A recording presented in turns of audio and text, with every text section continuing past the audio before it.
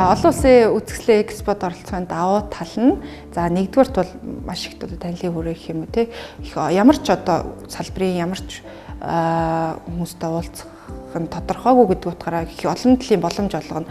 Олон хүнтэй танилцах боломж олгож байгаа. Нөгөө талаас бусдаас суралцах тий одоо тэр тухайн үзэсгэлэнд орж байгаа компани ямар ёс зүйтэй байна тий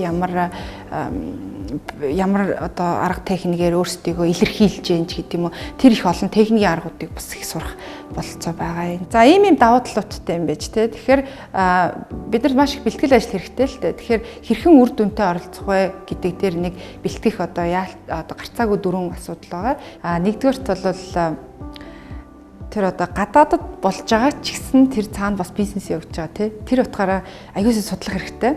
Хамгийн ихний ээлжинд яг үнэхээр энэ маа зориулсан уу? Хэн зориулсан бэ? Ямар үр дүнтэй вэ? Тэр талаас нь маш нарийн сайн судлах хэрэгтэй. Хоёрдугаар асуудал бол танилцуулга материал тэгээд нэрийн утас бол маш чухал.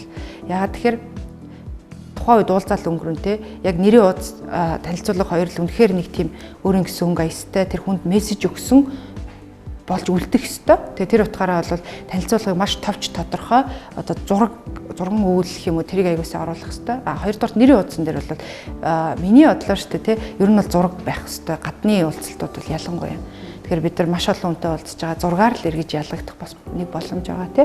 Гуравдугаарт болохоор за үзэсгэлэнд оролцож байгаа юм чи одоо яг бусад компаниуд ийм чи ингээл зогсож ийдаа гэж ботхосоо илүү нэгэн тал цаг зав одоо зарлага гаргаад тэнд очсон бол илүү нөгөө өөрсдийн гэсэн өнгө аясаа гаргаж ирэх хэрэгтэй л дээ одоо илүү идэвхтэй байдаг тий дээрэс нь одоо хэвлэл мэдээлэл их юм бол тэргээр байж байгаа. Тэгэхээр хэвлэл мэдээллийнхэнд илүү ойрхон ажиллах хэрэгтэй. Аль болох тэд нартай тэднийг өөрсдөө татах тий ингээд сонирхлыг татах хэрэгтэй. Ямар нэгэн байдлаар хэвлэл мэдээлэлтэй ажиллаад тэр нэг одоо тэрний мессеж үлдээд орхиход араас тэр сэтгүүл дээр гардаг юм телевизээр гардаг юм сонир гардаг юм ямар нэгэн л юм болно шүү дээ тий.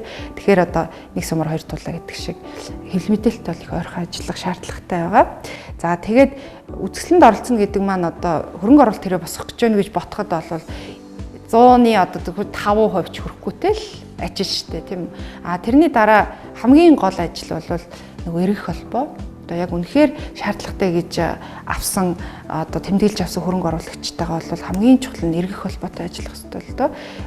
Тэр эргэх холбоо магадгүй 2 жил үргэлж магадгүй 3 жил үргэлж магадгүй. Гэхдээ хамгийн гол нь энэ хугацаанд бол маш төвчээртэй яг өөрсдийнхөө одоо өгье гэсэн мессежүүдээ өгөөд дээрэс нь өөрсдийнхөө үзүүлэлтүүдийг нарийн харуулаад одоо тэр нэг стандартаа барайл явж явах юм бол хизээ нэгэн цагт тэр хөрөнгө оруулагч сонирхоод ирэх нь л тодорхой л доо. Тэгэхээр үндсэн энэ саний миний хэлсэн тийм нэгдүгээр үзэсгэлэнгээ сайн судлах хэрэгтэй. Хоёрдугаар танилцуулга материал нэрийн утсыг бол маш товч тодорхой бусдаас ялгархгүй хэмжээнд байх ёстой. Гуравдугаарт үзэсгэлэнд оролцож байх хэвчээ өөрийн гэсэн өнгө аясыг түлхүү гаргаж ирж хэвлэл мэдээлэл эрхлэлтүүдийг ойрхон ажиллах шаардлагатай.